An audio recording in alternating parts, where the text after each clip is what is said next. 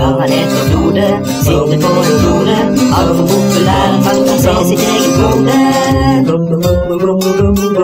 Han heter Frode. Yes, han heter Frode, han tar alltid jordet. Tanke for seg som en konge, han født til Helligånde. Han heter Frode, that's right.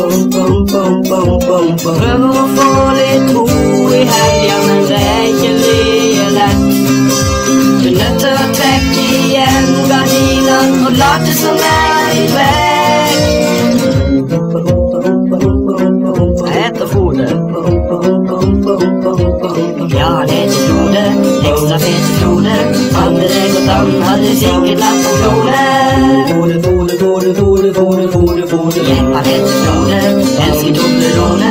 Deler ut i øst og vest, ikke rart og folk som savner det. Han heter Frode, that's right.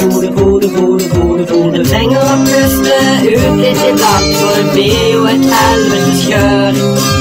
Og alle vil ha en del av min karma, selv alle som syns at det er tørr. Jeg heter Frode, fet. Og jeg er fet, jeg vet det. Jeg heter Frode, nå kan man få Jesus.